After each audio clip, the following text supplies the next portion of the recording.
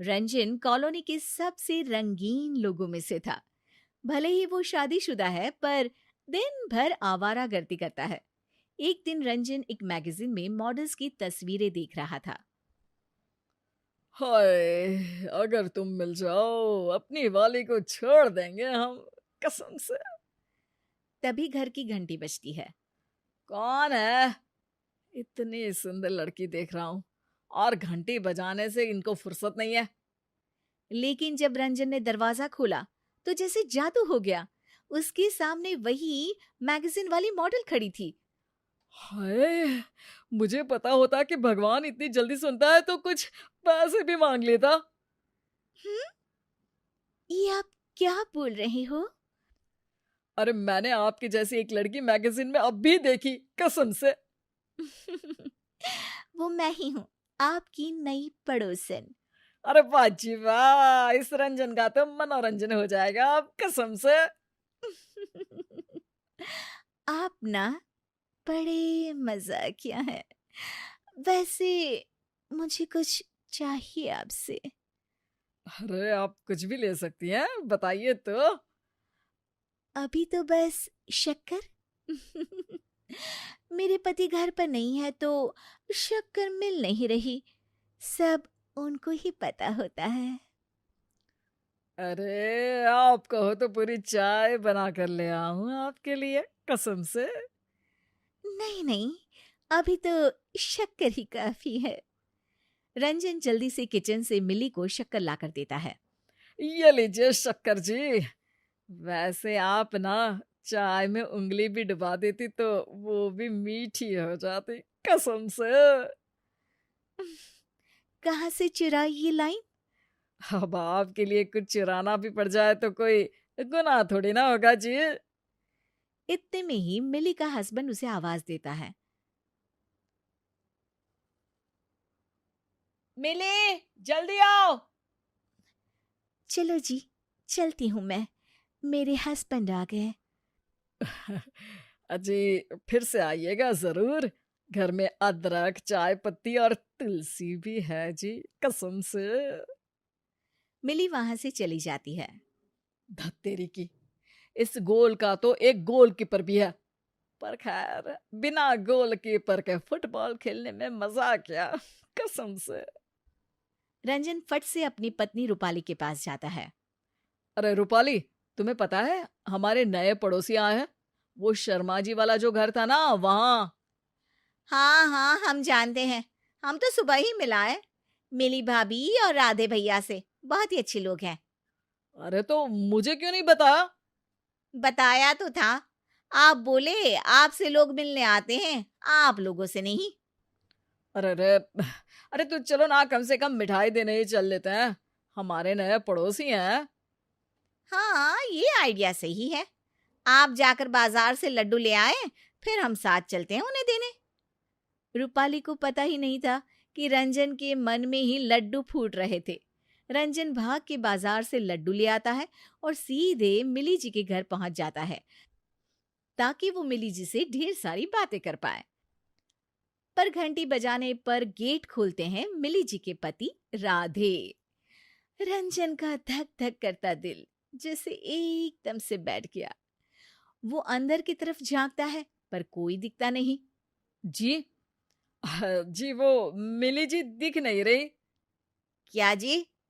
अरे कुछ नहीं, वो तो मेरी वाइफ ने उनके लिए मिठाई भिजवाई है।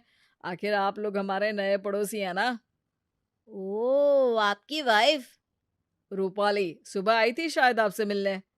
अच्छा, हाँ हाँ, अंदर आइए। भाभी जी नहीं दिख रही। रूपाली ने उन्हें देने को कहा था। हाँ, मिली नहीं है। वो अभी अपने शूट पर गई हुई है। अभी अभी तो निकली वो। आप चाय कॉफी कुछ लेंगे? मैं वैसे दोनों ही बहुत अच्छा बनाता हूँ। नहीं नहीं, बस मुझे काम है, चलता हूं मैं। रंजन की उम्मीद अभी तक टूटी नहीं थी। उसने मिठाई के डिब्बे में एक चिट्ठी छिपा दी थी, जो कि सिर्फ मिली जी के लिए थी। पर इधर जब राधे डिब्बा खोलता है मिठाई खाने के लिए, तो उन्हें लगता है कि रूपाली जी ने उनके लिए ही चिट्ठी लिखी है। चिट्ठी में लिखा था, आप हमें बहुत पसंद आए। हमारी बचपन से ही इच्छा थी आप जैसे किसी व्यक्ति से मिलने की। आज वो इच्छा पूरी हो गई। ये चिट्ठी हम आपके लिए छोड़ रहे हैं ताकि हम बता पाए कि आज आपको देखकर हम मंत्रमुग्ध हो गए। बस ऐसे ही चमचमाते रहिएगा। इस चिट्ठी को पढ़कर राधे को लगा कि रूपाली ने ये चिट्ठी उसके लिए लिखी है और वो छुपके से अपनी चाहत का इजहार कर रही है। राधे बहुत गहरी सोच में पड़ गया। ये बात तो सही है, मिली से मैं प्यार तो बहुत करता हूं, पर घर का सारा काम मुझे ही करना पड़ता है। मिली को तो कभी मेरी मदद करने का मौका भी नहीं मिलता।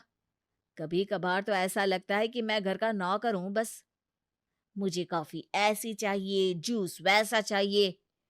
मिली के नखरों की वजह से हम किसी को हाथ बटाने के लिए भी नहीं बुला सकते। पर रूपाली जी कितनी स्वीट है, कैसे मुस्कुराती है, आहे कैसे शर्माती है, और कितनी सुशील भी है। राधे बहुत ज्यादा रिसर्च करने के बाद अगले दिन एक मिठाई का डब्बा खुद खरीदता है और जाकर रंजन के घर दे आता है।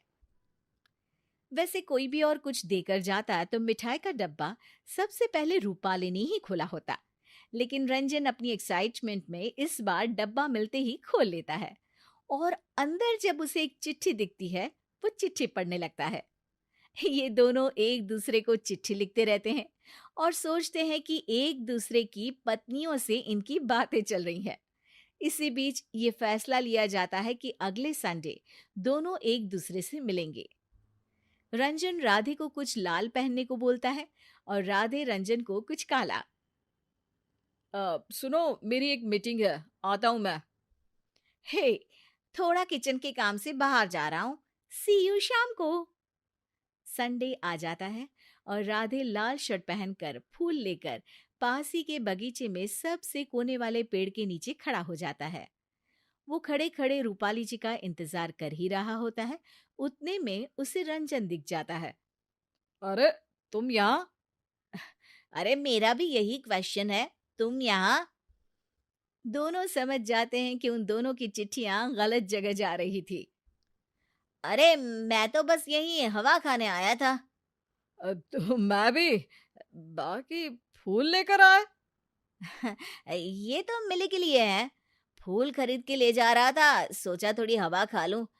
अब एकदम फ्रेश लग रहा है। चलो तो फिर निकलता हूं मैं। हाँ हाँ, चलिए जल्दी मिलते हैं। हालांकि दोनों मुस्कुराते हुए निकले, पर दोनों को अब एक दूसरे की इरादों का पता चल चुका था। लेकिन पत्नियों को पता ही नहीं है कि उन दोनों के पति क्या गुल खिला रहे हैं।